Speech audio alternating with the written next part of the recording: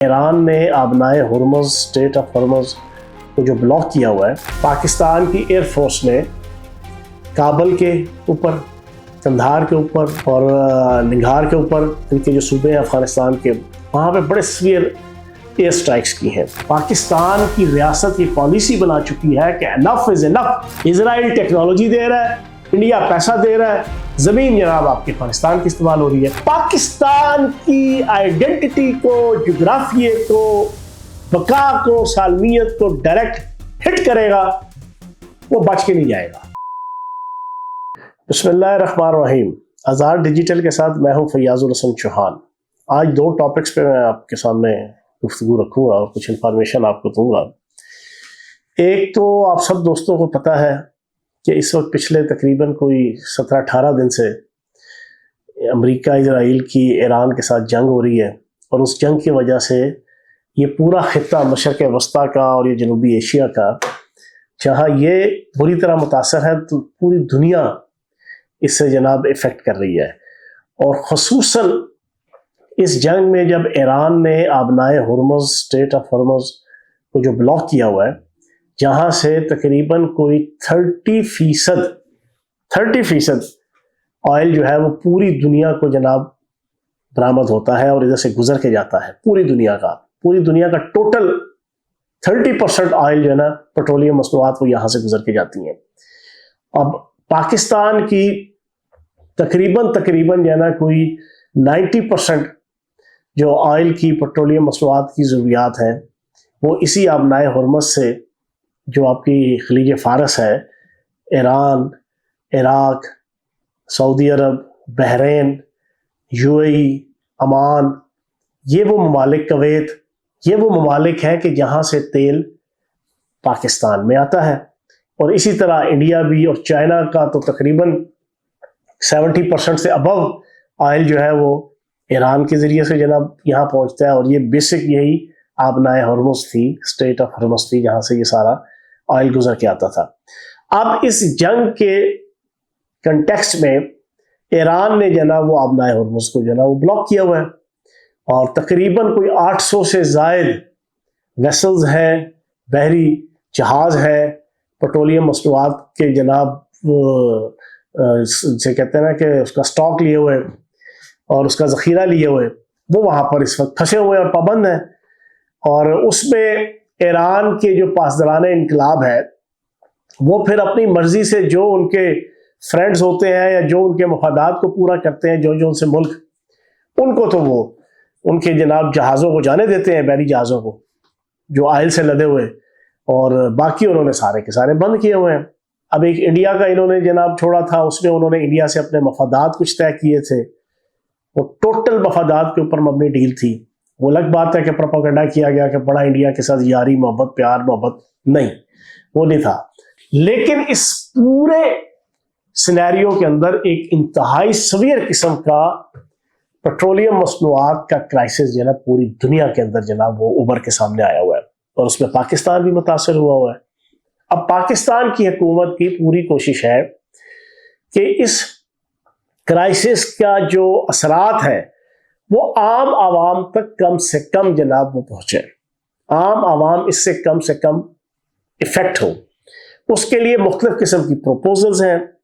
اب اگر خدا نخواستہ یہ جنگ لنگر آن ہوتی ہے، یہ رکتی نہیں ہے، اور آبنائے ہرمز میں جناب آپ کی جنگ جدل جناب انتہا درجے کے عروج پہ پہنچ جاتا ہے، اور وہاں سے ویسلز اور جہاز جو ہے نا وہ نکل نہیں پاتے، تو پھر پاکستان کو کچھ سویر قسم کی جناب آفٹر افیکٹس جو ہے نا اس کا سامنا کرنا پڑے گا۔ تو ان ساری چیزوں کو دیکھتے ہوئے تجاویز یہ ہے کہ پیٹرولیم مصنوعات کی راشننگ کی جائے۔ راشننگ سے مراد یہ ہے کہ ایک اسپیسیفک قسم کی کوانٹٹی طے کر دی جائے کہ کوئی بھی صارف وہ اس کوانٹٹی سے زیادہ جناب اس کو استعمال نہ کر پائے، اور پھر اس کے علاوہ کوانٹٹی کے ساتھ اس کی جناب پر ڈے کی جناب کوانٹٹی بھی طے کر دی جائے کہ پر ڈے جناب وہ کتنا، یا پر ویک کتنا جناب وہ استعمال کر سکتا ہے۔ اور اس طرح کی اور بہت سی راشننگ کے جناب پیرامیٹرز ہو سکتے ہیں، اور یہ پاکستان کی حکومت اور ریاست اس کے متعلق سوچ رہی ہے، اور اللہ پاک سے یہ دعا ہے کہ اللہ پاک جناب اس جنگ کو جلد از جلد اپنے منطقی انجام تک اس طرح پہنچائے کہ پاکستان بھی افیکٹ نہ ہو، عالم اسلام بھی افیکٹ نہ ہو، اور اس خطے کے اندر جتنے مسلم ممالک ہیں ان کے اوپر بھی اس کا کوئی نیگیٹو، کوئی جنگی اور کوئی معاشی کوئی اثرات پڑے بغیر، مزید پڑے بغیر یہ جلد از جلد جناب اپنے منطقی انجام تک پہنچے، تاکہ پاکستان کے حوالے سے جو اس وقت کرائسس اور چیلنجز ہیں، معاشی بھی ہیں، دفاعی بھی ہیں، جنگی بھی ہیں، ان کو احسن طریقے سے ہم فیس کر سکیں اور اس کو اینڈ رزلٹ تک پہنچا سکیں۔ دوسرا امپورٹنٹ ایشو یہ ہے کہ اس وقت آپ کو پتہ ہے کہ پچھلے دن، اس سے پچھلے دن پاکستان کی ایئر فورس نے کابل کے اوپر، قندھار کے اوپر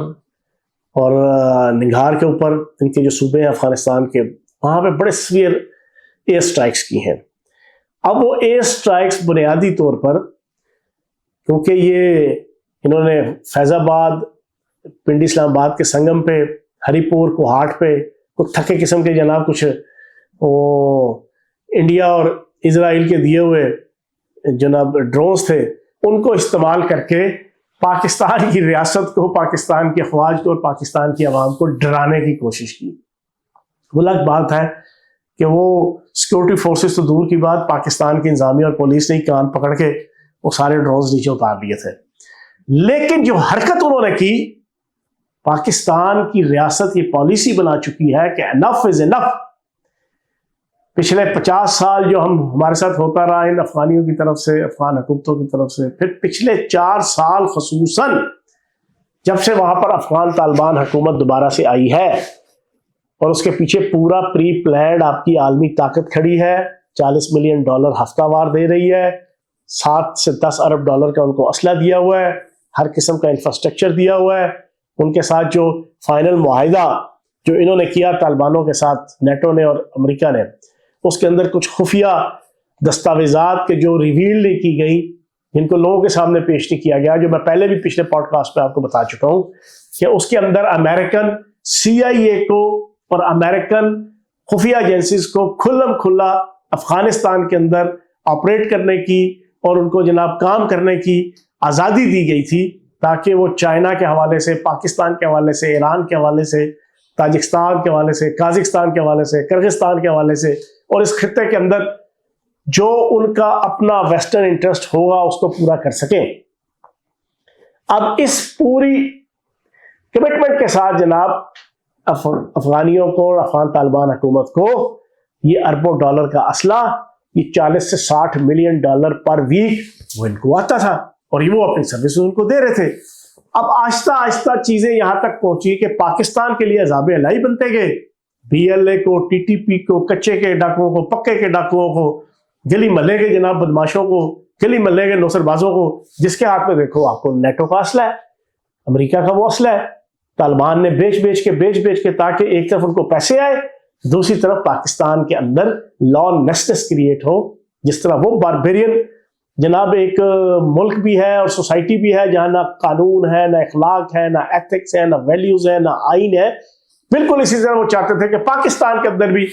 لڑائی جھگڑا، دنگا فساد، مذہب کے نام پہ، فرقوں کے نام پہ، لسانیت کے نام پہ، صوبائیت کے نام پہ وہ ہو، اور جو یہ کام کرے ان کو اسلحہ ہم پرووائڈ کریں۔ اور ان کے پیچھے کون تھے؟ پیچھے جناب آپ کا اسرائیل اور انڈیا۔ اسرائیل ٹیکنالوجی دے رہا ہے، انڈیا پیسہ دے رہا ہے، زمین جناب آپ کے افغانستان کی استعمال ہو رہی ہے۔ اب 4 سال سے یہ ہو رہا تھا، ہمارے سینکڑوں، 2,500-3,000 ہزار ہمارے فوجی جوان، فوجی افسر، عام عوام شہید ہو گئی۔ تو اس کے بعد اب ریاست نے پچھلے 1 مہینے سے طے کر لیا ہے کہ as you sow so shall you reap, جیسا کرو گے ویسا بھرو گے، ٹٹ فار ٹیٹ۔ اب انہوں نے ٹالرنس چھوڑ دی، اب طے کیا ہے کہ تم ایک ہلکا سا چیک کرو گے نا تو جناب ہماری طرف سے پہا ہوگا، ہم پھاڑ کے رکھ دیں گے جناب تمہاری اس پوری کی پوری تکبر اور غرور کی پوری دیوار کو۔ یہ پاکستان کی ریاست طے کر چکی ہے۔ اب اسی کنٹیکسٹ کے اندر انہوں نے ابھی لاسٹ ٹائم یہ 3 ڈرونز بھیجے، پاکستان کی افواج نے اور پاکستان کی ریاست نے اور پاکستان کی ایئر فورس نے، فیلڈ مارشل سید عاصم منیر کی قیادت میں جو دعویٰ کیا ہوا ہے اور جو ثابت کیا ہوا ہے کہ ہم اس دنیا کے کسی ملک کو اجازت نہیں دیں گے کہ وہ پاکستان کے اوپر حملہ آور ہو اور وہ اطمینان اور سکون کے ساتھ سانس لیتے ہوئے مسکراتے ہوئے وہ یہاں سے پھر چلا بھی جائے. ناٹ ایٹ آل، یہ نہیں ہوگا. آپ نے پچھلے سال انڈیا کو دیکھ لیا، اس سے پچھلے سال 24 کے اینڈ میں ایران کا دیکھ لیا، تو اب آپ افغانستان دیکھ رہے ہیں. دنیا کا کوئی ملک بھی پائیں سپر پاور ہوئے تو پاویں جناب ڈپر پاور ہو،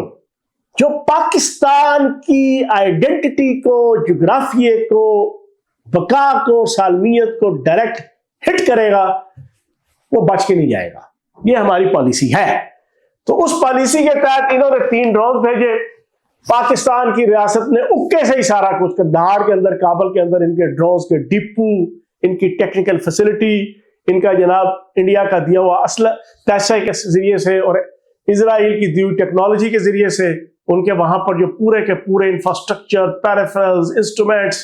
جناب خودکش حملہ آوروں کو کنٹرول کرنا، ان کو لیڈ کرنا، ان کو ٹیکنیکل ساری فیسلٹی دینا، ان کے اینڈ جناب جو ٹارگٹ ہوتا ہے وہاں تک پہنچانے کے حوالے سے جو جو اکوپمنٹ